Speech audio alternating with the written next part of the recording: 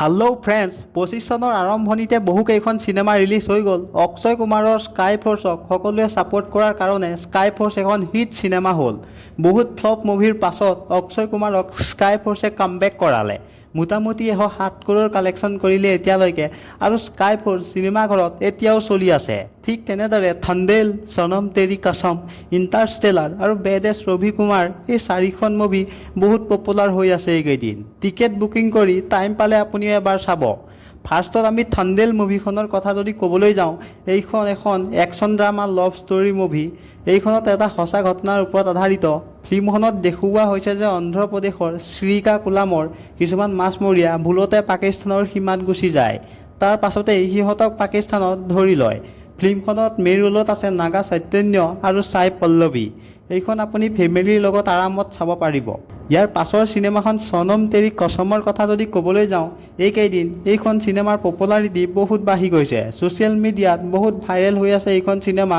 100% পিয়'ৰ love story movie হয় এইখন। Action cinema চাই ভাল পোৱাবোৰে এইখন চাবলৈ নোযোৱাই ভাল। সনম তেৰি কছম চিনেমাখনৰ মেইন ৰোলত আছে হৰ্ষবৰ্ধন ৰাণে আৰু মাওৰা হোসেন, আৰু লগতে বিজয় ৰাজকো আপোনালোকে ইয়াত দেখা পাব। ইয়াৰ পাছত আমি ইণ্টাৰষ্টেলাৰ মুভিখনৰ কথা যদি ক'বলৈ যাওঁ, হলিউডৰ এই মুভিখন ৰিলিজ কৰা হৈছে ভাৰতত। যদি আপোনাৰ এইখন চিনেমা হলত চোৱাৰ মন আছিল, তেতিয়াহ'লে দেৰি নকৰিব। আপোনাৰ যদি স্পেচ টেকন'লজি, ছায়েন্স, সৌৰজগত, এলিয়েন, ব্লেক হোল এইবিলাকৰ ওপৰত যদি ইণ্টাৰেষ্ট আছে, তেনেহ'লে ইণ্টাৰষ্টেলাৰ মিছ নকৰিব। আৰু এতিয়া মই স্ক্ৰীণত দেখুওৱা এই লিজেণ্ডেৰী মিমটো ইণ্টাৰষ্টেলাৰ মুভিখনৰে হয়, য'ত মেথিউ মেককনোগেয়ে নিজৰ জীয়েকক মনত পেলায়। হিমেশ ৰেশমিয়াৰ বেডএছ ৰবি কুমাৰো মিছ নকৰিব। এইখন একশ্যন মুভিত আপোনালোকে খাতাৰনাক VFX আৰু জবৰদস্ত ফাইটিঙৰ মজা ল'ব পাৰিব। তাতো যদি মজা নাপায়, চিনেমাখনত মেকাৰ্ছে ছানী লিঅ'নক আপোনালোকৰ বাবে পঠাই দিছে। আপোনালোকে কি ভাবে, বেডএছ ৰবি কুমাৰ হিট হ'বনে ফ্লপ হ'ব? কমেণ্ট কৰি জনাব।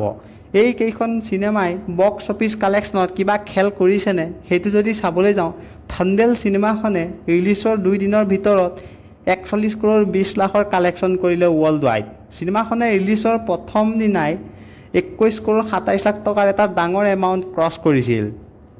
সনম তেৰি কছম চিনেমাখনৰ কালেকশ্যনৰ কথা যদি ক'বলৈ যাওঁ, 2016 চনত এইখন এবাৰ ৰিলিজ হৈছিল যদিও তেতিয়া চিনেমাখন ফ্লপ হৈছিল। 14 কৰোৰ বাজেটত বনোৱা এই মুভিখনে তেতিয়া 9 কৰোৰ কালেকশ্যনহে কৰিব পাৰিছিল। কিন্তু এতিয়া সনম তেৰি কছম মুভিখনে কেৱল 2 দিনতে 9 কৰোৰ ক্ৰছ কৰিলে। আপোনালোকৰ মতে সনম তেৰি কছম হিট হ'ব লাগেনে? কমেণ্ট কৰি জনাব। বেডএছ ৰবি কুমাৰ চিনেমাখনক লৈ যিমান আশা কৰা হৈছিল, তাত 10% কালেকশ্যনত ৰিজাল্ট দেখা পোৱা নাই। আচৰিতভাৱে বেডএছ ৰবি কুমাৰে ডে 3 টোটেল 5 কৰোৰ 92 লাখ অৰ্থাৎ 5 কৰোৰ 92 লাখে কালেক্ট কৰিলে। এনেকৈ চলি গ'লে বদমাছ ৰবি কুমাৰক ফ্লপ হোৱাৰ পৰা কোনেও বচাব নোৱাৰে। নেক্সট ভিডিঅ' অহালৈকে চেনেলটো ছাবস্ক্ৰাইব কৰি ৰাখিব কিন্তু।